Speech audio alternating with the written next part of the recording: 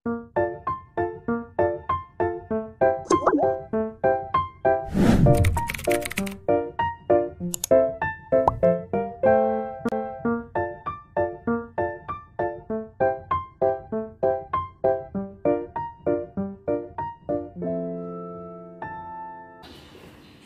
warahmatullahi wabarakatuh. Waalaikumsalam. Maaf Pak mengganggu waktunya. Saya Dewi Pasari dari Universitas Islam Raden Lampung. Ingin meminta waktu Bapak sebentar untuk sedikit bertanya mengenai ekonomi sosial di desa ini Pak. Apakah boleh Pak? Ya. Boleh Bapak memperkenalkan diri terlebih dahulu Pak? Kenalkan, nama saya Muhammad Faisal. Saya di sini menjabat diamanahkan sebagai sekretaris desa Mumbaya. Dan ini ada Hadi. Mas Hadi. Iya. Sekarang di Tower Kaisar dulu pemerintahan. Oh iya Pak. Iya. Sama Kaisar itu keseluruhan sebenarnya. Iya. Ekonomi, sosial, politik. Kesejahteraan sosial dan politik. Iya. Angkut semuanya. Silakan Mbak pertanyaan-pertanyaannya. Yang ditanyakan. Baik, jadi yang saya ingin tanyakan Pak mengenai kondisi ekonomi sosial di desa ini Pak. Itu menurut Bapak bagaimana Pak? Silakan Mas, saya apa saya dulu? Oke. Kalau Assalamualaikum warahmatullahi wabarakatuh. Terima kasih Mbak Indah ya. Mbak Devi. Mbak Devi ya. Ini satu pertanyaannya sebenarnya. Kalau indeksnya kita tentunya tidak bisa mengkategorikan karena indeks itu kan yang menentukan maju tidaknya desa itu dari petugas IDM. Ya. Kita tidak pernah menginginkan desa maju, tapi kita juga nggak mau desa kita mundur. Jadi yang menentukan suatu desa itu maju melalui indeks desa membangun IDM. Ini daripada pusat dari pemerintah desa, BND dari Kementerian Desa. Jadi kita yang menentukan di situ. Yang kedua, Mbak, dari peningkatan ekonomi untuk desa ini satu ya. Kita melihat daripada taraf kehidupan sendiri, taraf kehidupan. Apa itu yang kita lihat? Yaitu daya konsumtif masyarakat, daya keinginan masyarakat atau daya beli masyarakat itu luar biasa. Yang ketiganya, sistem yang dilakukan masyarakat yaitu pendidikan yang sedang meningkat. Jadi kesadaran itu, tentu kan orang anak sekolah, kuliah itu butuhkan duit, dana. Tentunya di situ juga bisa melihat itu dan tempat perumahan juga kita melihat di desa muda dan jarang sekali. Ada, bukan berarti nggak ada, tapi tidak, sudah berkurang hampir sekitar 30-80% dalam hal itu. Terutama rumah-rumah dinding yang dulunya dari bibit sudah meningkat jauh, jadi sekarang rata-rata di bahkan mungkin satu dusun itu hanya berapa titik aja yang ada rumah-rumah gitu. Itu salah satu contoh ekonomi sudah maju. Yang ketiga, cara berpikir masyarakat dengan menggunakan teknologi yang terkini.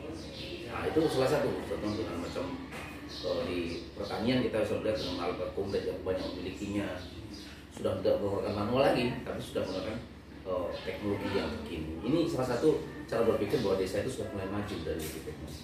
Yang ketiga, prasarana. Desa kita sudah apa sih yang nggak ada? Nah, gitu. Dari segi supermarket, dari segi minimarketnya, dari segi warungnya, dari segi fasilitasnya, olahraga, semua sudah tertata dengan rapi. Artinya ini sudah indikasi bahwa desa itu sudah kategori maju. Nah, ini salah satu. Yang ketiga, SDM-nya. SDM kita Mbak untuk mahasiswa aja hampir 100 lebih yang sudah di universitas yang macam-macam universitas ya. Yang saya sendiri yang untuk rendam aja kita ambil di Malang. Malang itu sarjana sekarang sudah sekitar 18 orang sarjana dari 1.000 dusun. Itu artinya apa? Jadi kalau desa memilih kategori itu desa kecil, itu berarti sudah hampir sekian nggak tercatat. Pelajar dari sekarang bertaraf pendidikan yang dulunya dari SD yang banyak SD. Sekarang anak-anak rata-rata di SMA. Jadi SDM kita meningkat. Ini salah satu indikasi bahwa kesadaran untuk memajukan desa itu dari pendidikan. Karena desa bagaimanapun desa, suatu desa itu akan maju. Tapi kalau SDM nggak bisa. Karena untuk manajemen sekarang contoh, tentu sekdes saja sekarang udah sarjana ekonomi. Di desa ini sarjana apa? Ya alokasi. Ini salah satu indikator bahwa desa kita adalah salah satu desa yang masih desa dengan desa lain, kita nggak mau dengan desa lain, tapi Anda mungkin datang sana mungkin hanya 1, 2, 3 yang seperti Mas Irfan dan sebagainya, tapi kita kurang cukup. Dan untuk kalau kategori masalah dalil dan segala macam terukur itu kan karena luasnya pembangunan, luasnya desa kita Mbak. Desa kita ini ada 17,47 km, artinya luas. Ya kalau untuk pemerataan pembangunan tentunya dengan anggaran yang sedikit batas 1 M, dengan pemerintah sendiri ya kita melihat sendiri. Kalau kita mengabadikan bumi asli yang hanya penduduk hanya sekitar 1.200, kita 5.200 jiwa. Artinya pemerataan itu tidak akan tercapai karena kalau hanya sekedar implikasi daripada jumlah desa itu sendiri. Makanya penting sekali itu namanya pemerataan itu ya sesuai dengan kemampuan kita. Nah, itu salah satu, dan pasar kita juga merupakan income yang luar biasa. Ini salah satu indikasi desa maju itu punya pendapatan asli desa. Untuk ekonomi kerakyatan kita sudah banyak, UKM kita meningkat, dia masih UKM meningkat. Bahkan IKM kita sudah dibilang setiap dusun ada IKM. Jadi kecil dan benar itu ada. Nah, ini membuktikan bahwa daya saing masyarakat tinggi dalam bidang ekonomi. Nah, sehingga bagaimana sekarang masyarakat itu persaingan itu positif dan ada inovatif yang dibangun. Gitu. Soalnya kita ini segmennya sarjana ekonomi, masih bujang, masih ini kreatif, pikirannya masih luar biasa. Ini berarti dari kolaborasi yang ada kita bisa membangun ekonomi kreatif itu gimana menciptakan sesuatu yang ada. Contoh, bak sampah kita sudah ada. Bahkan desa kita melalui BUMDes kita sudah beberapa titik yang diproduksi ada pertemuan. Kita punya kertas, itu punya kita itu. Makanya jangan beli mana-mana. Kalau itu pertama itu milik kita. Ya, terus tanaman porang di Purworejo milik kita. PAUD, bangunan PAUD itu milik kita. Ini merupakan desa lain yang kita punya. Tapi kita sudah punya semua. Pasar milik kita. Lapangan dengan stabil itu. Jadi ini indikator dibangun selama hampir 2 periode. Pak Kades memimpin, Pak Dudung. Jadi Pak Dudung memimpin sudah ada peningkatan dari segi ekonomi. Minta maaf saya bukan menyampaikan Pak Dudung sudah banyak berubah. Minta maaf, ini Pak, sebentar Pak. Jadi Pak Dudung sudah banyak berubah. Jadi kepemimpinan 2 tahun ini sudah banyak berubah. Berubah di ekonomi kerakyatan, beliau sering mengajukan ekonomi kerakyatan. Artinya ekonomi kerakyatan apa? Ekonomi berpihak pada rakyat melalui IKM, pendidikan UKM, dan pelatihan dari yang berbagai. Ini salah satu indikator dan terutama untuk kesarian. Nah, ini kemarin ditanya, kita sebenarnya sudah mengarahkan ke sana, tetapi kita kan kurangnya ya Pak. Ya, kita sudah mengarahkan melalui membentuk MUD, Majelis Ulama Desa. Tujuan kita MUD lah yang mengarahkan ekonomi selain itu Pak. Ada sudah membentuk itu. Kita bagaimana mengaplikasikan dari ekonomi itu sendiri. Gitu. Jadi gambarannya bahwa kalau ekonomi syariah saya kira MUD bagaimana mengarahkan. Kalau kita desa nggak mungkin mengarahkan karena hak-haknya di agama. Jadi kita memfasilitasi apa sih yang maunya dari MUD untuk membangun, untuk memberikan kerjaan, memberikan sosialisasi pendidikan tentang muamalah ini bagaimana itu kan bagaimana dari orang apa seluruh elemen pendidikan. Kita udah ada ulama-ulama seperti itu. Ini bagaimana sekarang nanti pembelajaran ada tarbiyah tentang ekonomi. Saya kira itu aja Pak ya. Dari gambaran saya ini mungkin dijelaskan oleh sarjana ekonomi. Intinya ada saya nggak nambahin sedikit aja. Mungkin ada beberapa indikator perkembangan desa, indikator perkembangan ekonomi desa. Itu salah satunya kapasitas aparatur, dan itu pun dari jangkauan pelayanan publik. Dan kita pun pelayanan publik sekarang udah ada unit siaga ya untuk darurat. Itu contohnya salah satu untuk peningkatan kita di tahun 2022 ini. Kemudian ada kelayakan dan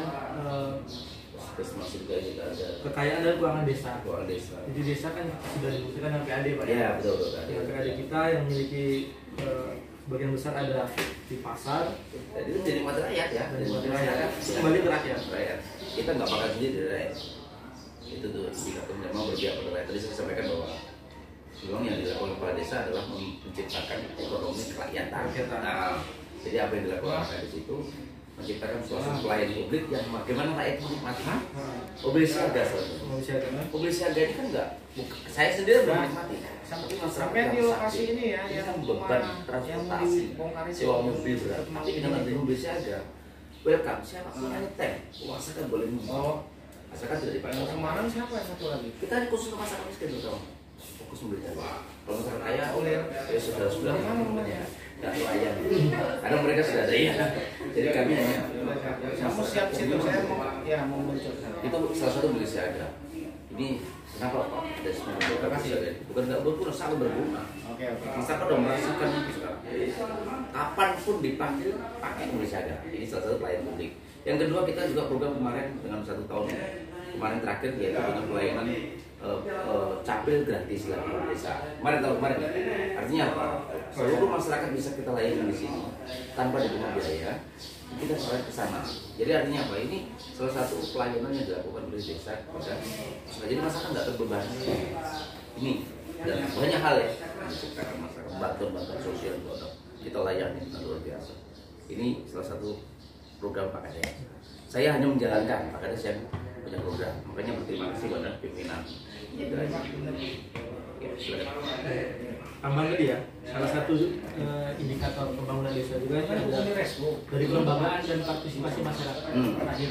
Itu juga sangat riskan ya. Iya betul. Partisipasi dan kelembagaan di masyarakat itu dalam mendukung pembangunan di desa. Dan kemudian tentu ya pendidikan di masyarakat desa itu sendiri. Dan sekarang kita alhamdulillah udah ada SMK ya. SMK komplit kita ada ya. Kita jenjang dari TK, PAUD, Semua ada. dan SMK kita alhamdulillah sudah ada.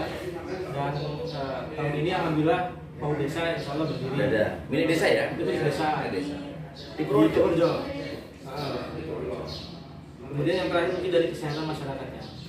Alhamdulillah kita memiliki puskesmas Karantina dan posyandu kita sudah mampu aktif 6 titik itu tersebar. Saja sih untuk indikator dari pembangunan desa. Jadi kalau penilaian desa maju bukan kita ya, ini indikator langsung daripada pemerintah, Kementerian Desa ya, bukan kita. Tapi kita juga nggak ingin kan, oh kita ingin maju membayar nggak ada, kita nggak mau itu.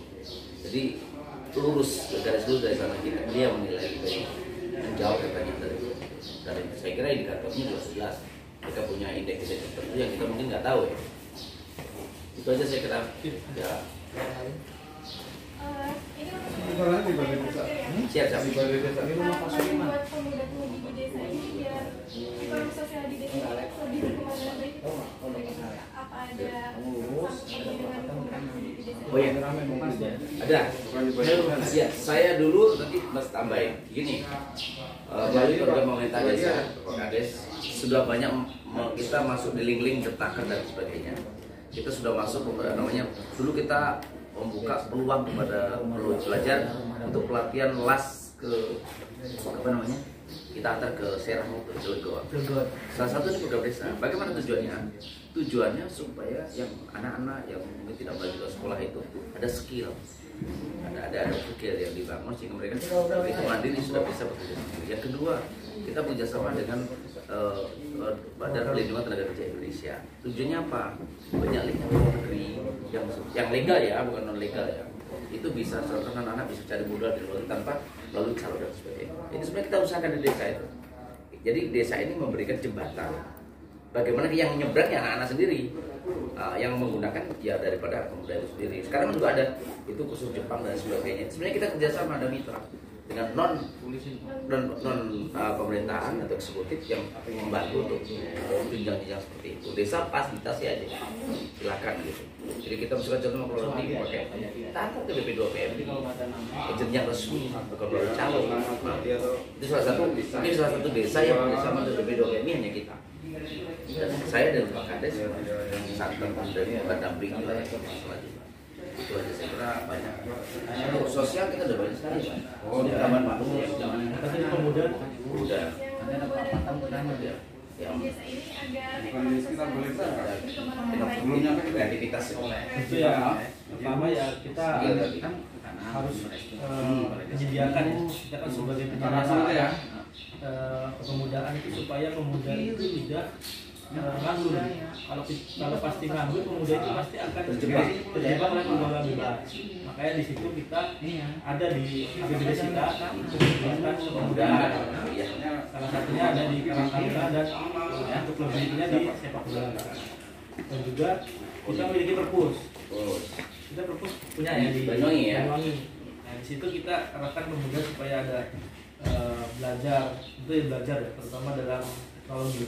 Di situ kita menyediakan komputer, latihan komputer untuk pemuda-pemuda desa, supaya pemuda desa melek ekonomi di kemudian hari. Karena kita tidak bisa menghindar ya, karena kita kedepannya pasti semuanya memiliki dengan semua teknologi gitu online. Karena sekarang juga di desa pelaporan keuangan itu sudah online, Skudes atau sistem keuangan desa. Jadi kita 10 tahun ke depan kan kita nggak mungkin terus kan, jadi harus ada transformasi dari sumber daya manusia itu sendiri. Dan tentu apa harapan kita? Ya, harapan kita hanya satu, pemuda itu. Makanya dari situ kita mulai dari sekarang setiap tahun itu harus ada kegiatan pemuda yang positif tentunya ya. Dan juga, Salah satu ya Mas Reja bagian di polisi. ya. Dan pemuda itu pun tidak hanya dibekali oleh pengetahuannya, tetapi untuk akhlak ya. Akhlak juga kita di pemuda itu kita Ada Risma, berarti Risma ada setiap bulan. kegiatan rutin itu Itu salah satu membangun akhlak. itu supaya spiritualnya perilaku Dua-duanya. sesuai dengan prinsip syariah gitu. Masuk orang desa sendiri ke kan. anak semua, Pak Haji bisa. Iya, Pak, ini juga bisa. Kita terbuka untuk siapapun. Terima kasih ya Pak atas Sama-sama ya. penjelasan dari Bapak sangat bermanfaat bagi saya. Amin, amin. Semoga apa yang diharapkan untuk desa ini kedepannya dapat berjalan dengan baik. Amin, amin, amin. Amin.